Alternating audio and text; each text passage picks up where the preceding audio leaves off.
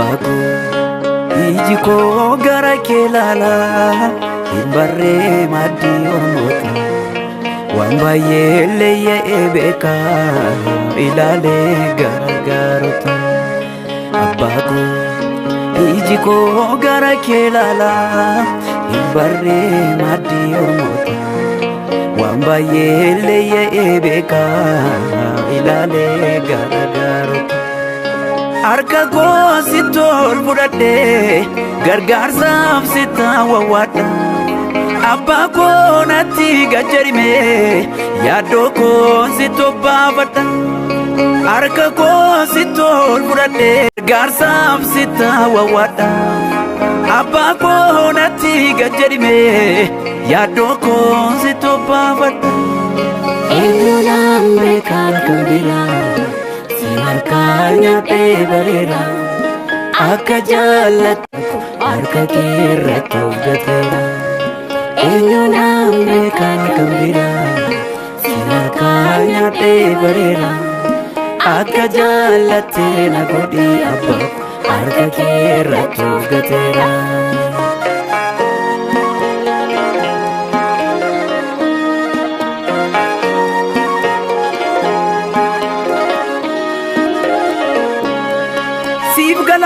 Yaani garaa koo ga'umsa koo sitti hubata.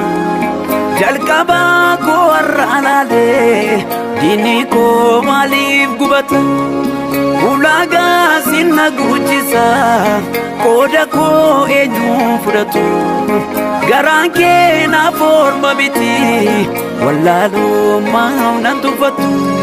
Waan hundumaa sitti annisaa bu'aa baay'ee baay'ee jira. Kottumee kanaaf kenni gaaffii baay'een harkaa jira.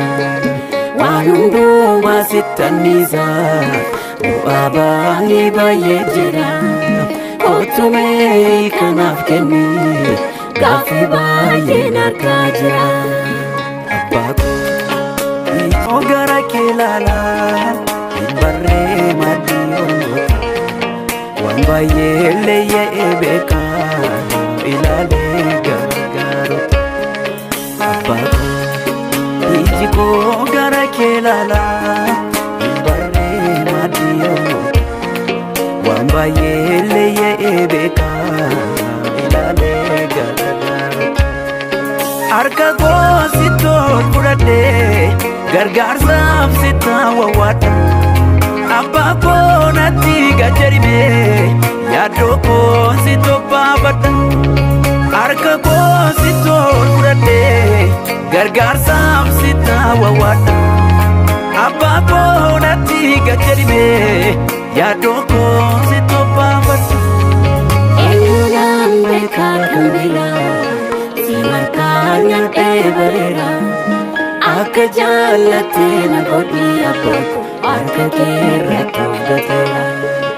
Eenyuudhaan beekaan kan biraa harkanya beberera akka jaallattee na godhi abbaa harka keerratti of gateera.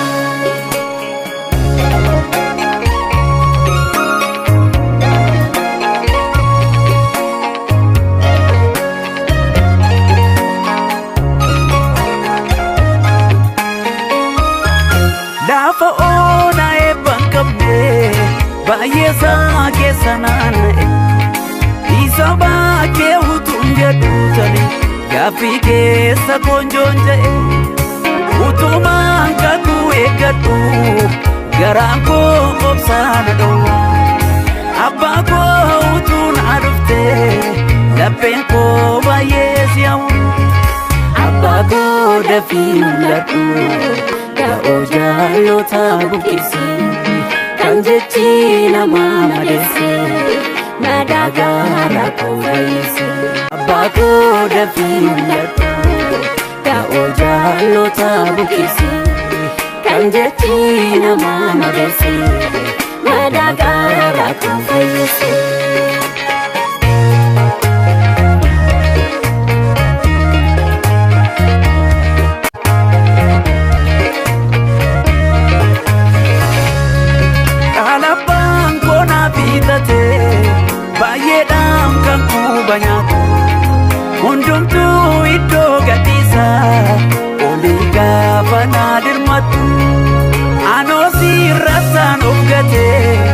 garaan koo si amanate atiyyuu madaalte beekta keessi koo akkasi jaallate nama baay'ee guute kan koo maaliif afaan bana abbaa koo wallaaf qixxeessi mul'ata koo si toggana hirruu nama baay'ee guute kan koo maaliif afaan bana abbaa koo wallaaf qixxeessi mul'ata koo si toggana abbaa koo iji koo gara kee ilaalaa hin barree maddii oolmoota waan baay'eellee yaa'ee beekaa ilaalee gargaaruuta abbaa koo iji koo gara kee ilaalaa hin barree maddii oolmoota waan baay'eellee yaa'ee beekaa